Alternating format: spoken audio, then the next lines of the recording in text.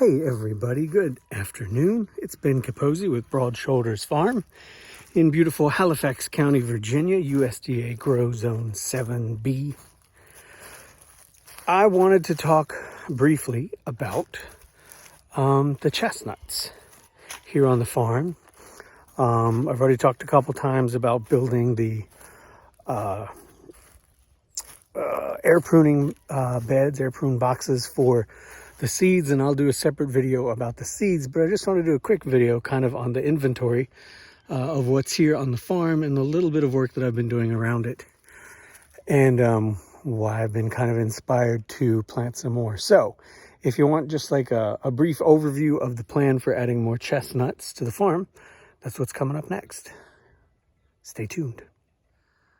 All right, so in the 5 years that I've been out here working on this small plot that my father-in-law is kind enough to let me play around on, I haven't gotten too much into the tree line, but I did notice fairly early on that there were chestnut trees here.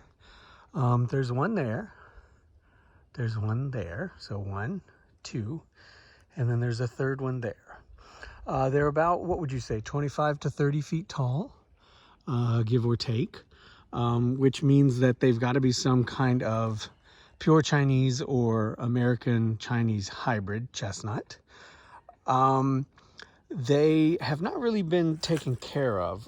At the height they're at, my father-in-law says that probably not his dad, but his dad's dad planted them. So that would be Ralph's father. So my father-in-law's great-grandfather.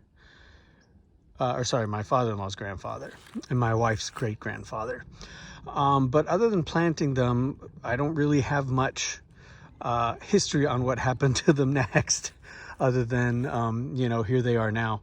They don't produce a terribly large nut. Chestnuts, typically 3 to the burr. I'll either drop a photo in here into this video or add some in another video where I talk about the seeds that I've got to plant for adding more chestnuts here, because the ones that these trees produce are really nothing to write home about. But that could be that they just haven't been taken care of or given any of the things that they want. There's an awful lot of competition, and light is really critical for chestnuts. There's been some crazy growth. You can see as that one is stretched and stretched and stretched and tried to find some more light.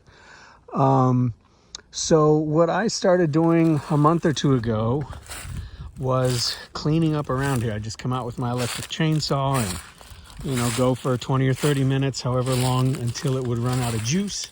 And that was about enough time for me. But I think I started by taking out a lot of the juniper, or eastern red cedar, I think is how most folks know it, but it's really Juniperus virginiana. And where I had the reach and the battery life, I would come in and try and take off some of these hat hangers, they call them, these little dead stubs, but there's clearly quite a bit more for me to do. But come in, clean all that up, take out some of the branches that are dead or dying. These trees, I think it's described as, typically for chestnuts in this context, you'd want an orchard habit, or like a vase or a wine glass maybe. Not necessarily with no central leader. I think you definitely want a central leader. But there's not really a lot of crazy pruning or whatever involved in these. I'm mostly just interested in cleaning up the trees themselves and eliminating, where I can, competitive trees around them. So there's a lot of undergrowth here. It looked way busier in the growing season. Of course, now that it's in the fall, though, it's easier to kind of see the bare bones of what you're working with. And I've been clearing out volunteer hackberry and black walnut mostly. And there's a neglected barbed wire fence that kind of winds its way through here that I've been working with as well. But you can see there's dead branch. And the chestnuts, they're going to die where the branch is not getting enough light. They're really quite light hungry. So that's what I'm trying to do, is eliminate anything that's going to be competition to the best of my ability. I've cut down some of you know, none of these are large trees. I don't really have a lot of experience with large trees. I'm not going to lie. I'm definitely intimidated by it, and I don't want to hurt myself doing it. But these, you know, kind of 5 or 6 diameter at breast height, young, excuse me, black walnuts. I feel kind of comfy taking them out. Just depends on which way I think they're going to fall. They don't always fall the direction I think they're going to. I think I want to take this one out, but it's pretty intimidating. But I'd like to get, you know, more space here in between these trees in hopes that they will perk up. But I also want to continue to add more, right? So there are little pockets around the farm where I can get in more or less, 1 or 2 here and there. But what I really think I have the most, where I really think I have the most space to work is this corner back here. This is the northeast corner of the farm. So you got 1 tree, 2 tree. I'm gonna take that black walnut out or leave it, but not gonna be another tree in between there. Give these 2 a chance to grow. I do think I need to take out that black walnut. I do think I need to take out that black walnut. And then on 25 or 30 foot centers or spacing between them, I think I can get another 1, 2, 3 at least, if I want to let them get as big as these are. So there's 3 right there. And what I've kind of been setting up here with I refer to this often as the duck moat or the waterfowl moat that runs around the perimeter here of the back of the farm, my little spot on my in-laws' gigantic farm. This is a lane, and imagine that the fence is going to be pushed even closer. The electric fence is going to be pushed even closer to the actual fence line. But this is a lane for traffic if I need to drive the car in for whatever reason, or the truck. I wanted to make it wide enough that my father-in-law can still get his tractor through here with ease if he needs to. So we're working on, you know, 25 to 30, sometimes 40 feet at the maximum width. But to me, that kind of means you can come down here and there's this, what could be a nice Chestnut arcade, if I play my cards right. I think from this fence to that Chestnut is probably 60 feet or so. So I feel like I could very comfortably also plant some chestnuts on this side that could get to a good side. And that's kind of what you're seeing in those tubes there. Now, those are not really great cultivar chestnuts. Those are more wildlife chestnuts for the poultry to try out as I continue to go to the orchard for them. But these, I assume, were grown for people's consumption, and the plantings that I'm working on are all varieties, mostly, sorry, they're a handful, that are really about being consumed for people, either to make flour or to roast nuts, or just as a treat. So I think that there's enough room for me to get a nice line through here, and I've started laying out, excuse me, a row,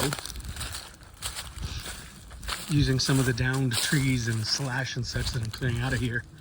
So this is going to be a row that I can put on 10, 15, 20, 25 foot centers if I want them to get up to that height. I've talked to some other folks and they said 15 foot centers, 10 foot centers with 20 feet between the rows, depending on if you're growing for seed, like to sell, versus if you're growing for seed, like to harvest as a productive crop for you to either consume or sell for consumption, versus selling seeds for others to propagate. So that's just a brief little sketch. There are other pockets around the farm where I'm dropping in, like I said, 1, 2, 3, 5, where I can. Chestnuts are not self-pollinating. They do need a partner. So you really need to plant at least 2. They're not like persimmons though. They're not dioecious. They're not sexed, whether male or female. They've got both male and female on them, and they produce really neat pollen in the middle of summer. I think they're beautiful trees. I think they're very neat. And of course they produce these really spiny burrs. There's one. And people are like, oh, let me see if I can pick one up and fish the nuts out of them. The nuts come through to a burr. This one obviously has already been picked through by the wildlife, but you do not want to pick that up with your bare hands. You don't want to step on it with your bare feet for sure. But of course, if you have like a nice steel-toed boot or something, you can kick them open like that sometimes to harvest the nuts. But that is just an overview in less than 10 minutes of where I started and where I'm interested in going with these. There's certainly a lot more to come, I hope, as I get this project going. Okay. Questions, comments, concerns, helpful critique are always welcome. You can follow more about the farm at Broad Shoulders Farm on Facebook and Instagram. Wherever you are, whatever you're up to, I hope that you and those you care for are happy, healthy, and well. And I'll talk to y'all later. Happy New Year.